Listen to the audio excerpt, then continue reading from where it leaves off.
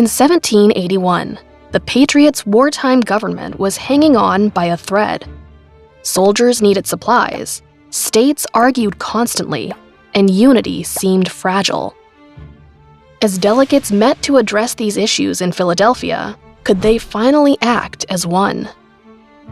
7 years earlier, the colonies had joined together, forming the Continental Congress to resist British rule, and by 1776, they declared themselves an independent nation.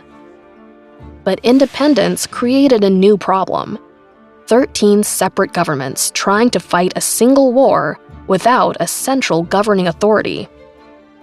In 1777, the Continental Congress adopted the Articles of Confederation, a plan for a formal union. The states debated the details for years, arguing over representation, taxation, and the control of Western lands. By 1779, 12 had accepted the Articles, but Maryland refused until the Western land issue was resolved. The breakthrough came after Virginia agreed to surrender its Western claims, with the idea that those territories would, in time, become new states. Maryland approved the Articles. And on March 1st, 1781, the United States' first governing document was adopted.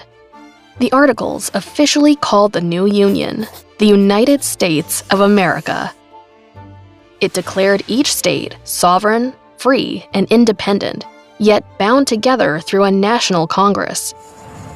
Congress could negotiate alliances, coordinate military strategy, and manage supplies and communication across state lines. But the document also had several weaknesses.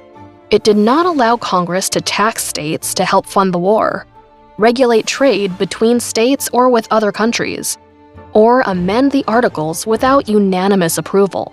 Even so, in 1781, the Articles delivered what the moment required: a unified wartime government that could lead its people to victory.